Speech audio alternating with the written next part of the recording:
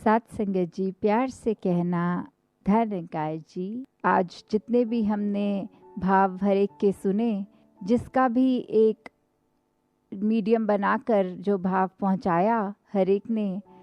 तो वो भाव यही कि इस परमात्मा को चाहे किसी भी नाम से संबोधित कर लें, वो इस कण कण में रहता है और कैसे इस निराकार से हम आए हैं, इसी का अंश हैं। और यही फिर एक हमारी ह्यूमन बॉडीज़ में जो हमारी इस समय आत्मा है, वो भी इस निरंकार का ही अंश है।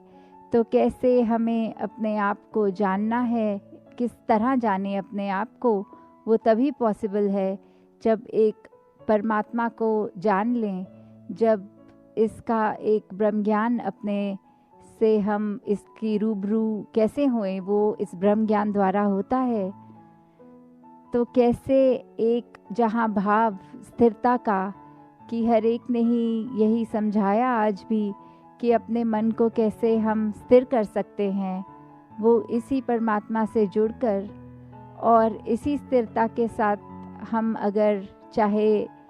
ये भी देखें कि साथ साथ और क्या होता है। अगर हम बात करते हैं स्थिर, स्टिलनेस, कामनेस, कंपोजर,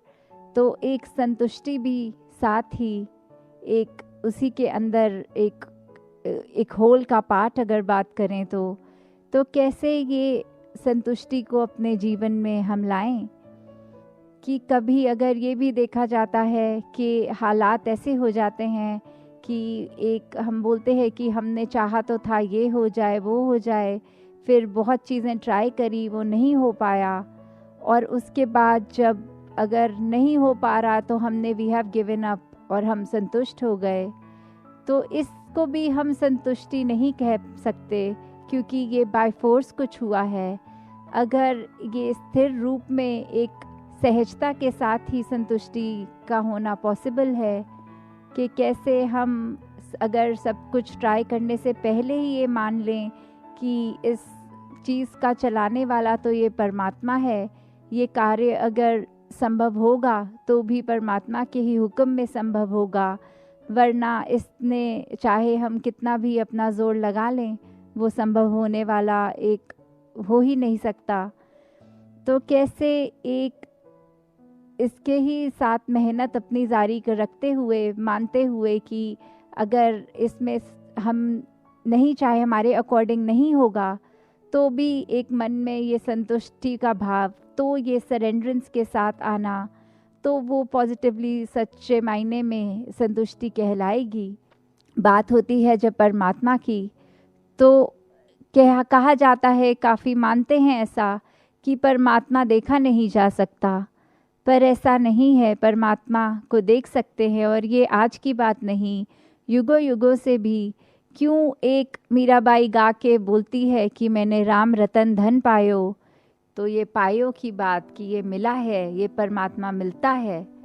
और वैसे ही अभंग रचना में ज्ञानेश्वर जी ने भी हरि पाहिला रे जो बोला कि इसको देखा जा सकता है, इसको पाया जा सकता है, इसको जाना जा सकता है। तो उसी परमात्मा को अगर हम ऐसे देखें कि ये उसी परमात्मा नहीं, ये इसी परमात्मा है, जहाँ ये हमारी आंखों के रूबरू है, सामने है, बिल्कुल देखा जाया जा सकता है और पाया जा सकता है। एक इस हरि को जब तक हम कैसे मान लें कि वो एग्जिस्ट करता है, तो उसको रूबरू देखकर, फिर उसका बन के, उसका हर एक में उसको देखकर, फिर एक हरि को जो पा लिया, तो फिर वो ऐसा धन है जो राम रतन धन है,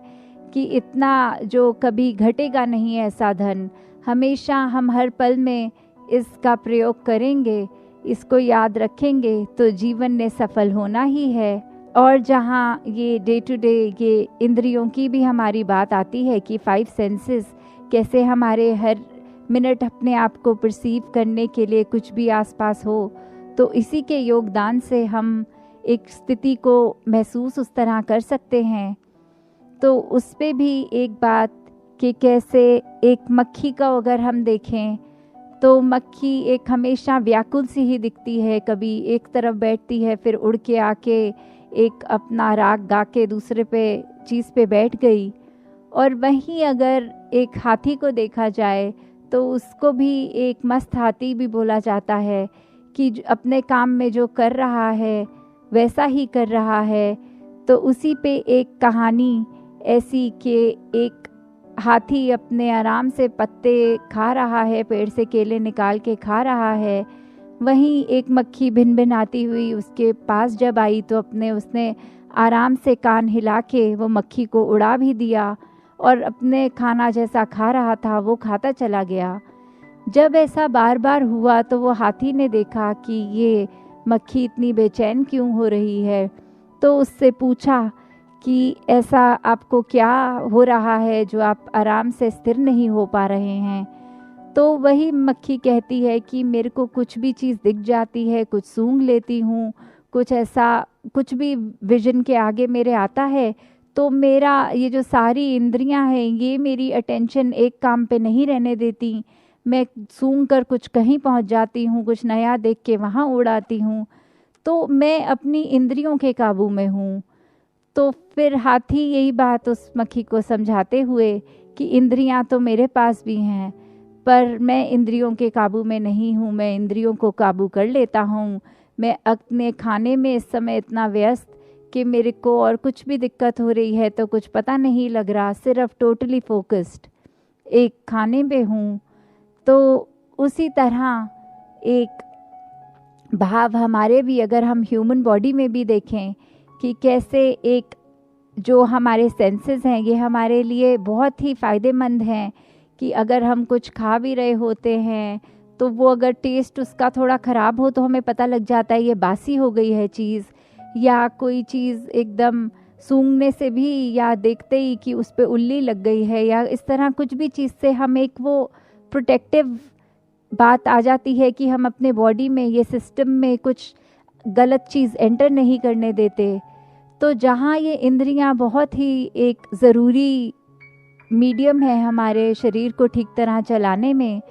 वहाँ वही देखना कि कैसे हम एक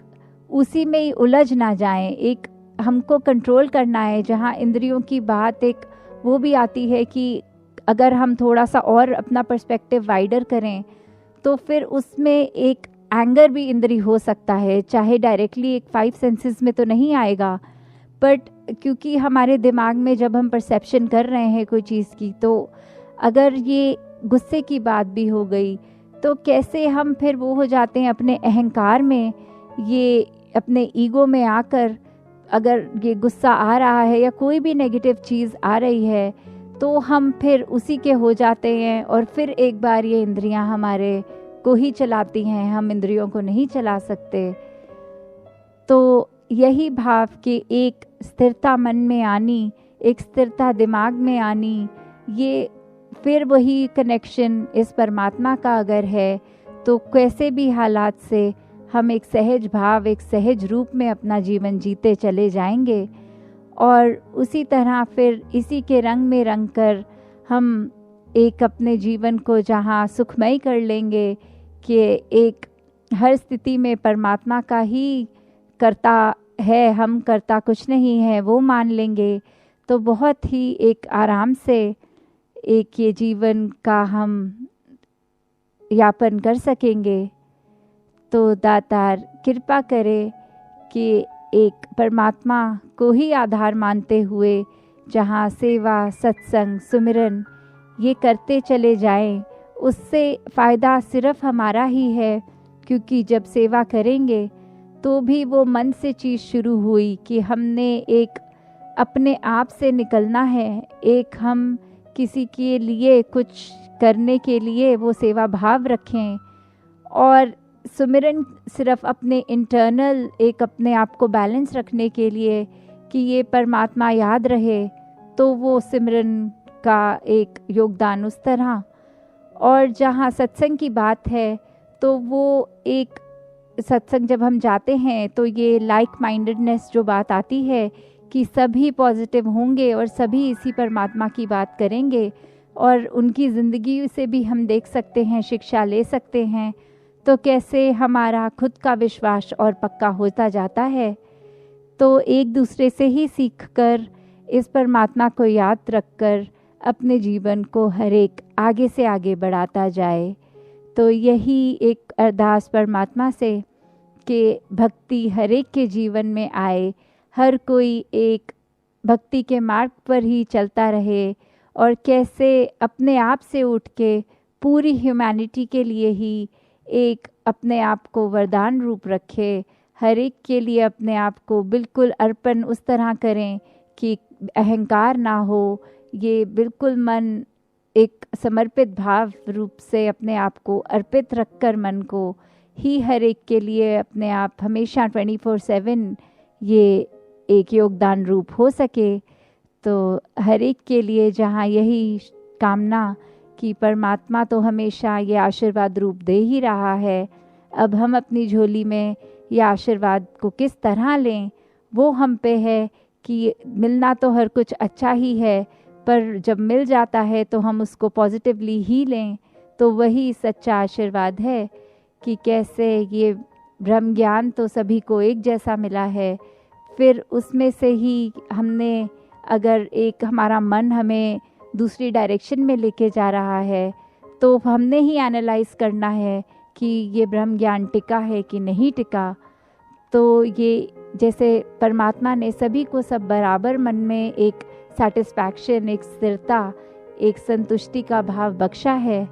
पर वो बात हमारे ही चेतनता विवेक और हमारे अंदर सरेंडरेंस भावना वो एक आनी, तो उसी पे टिका है कि दातार को याद रखें और इसके शुक्राने भाव में हमेशा रहें। साथ संगत जी।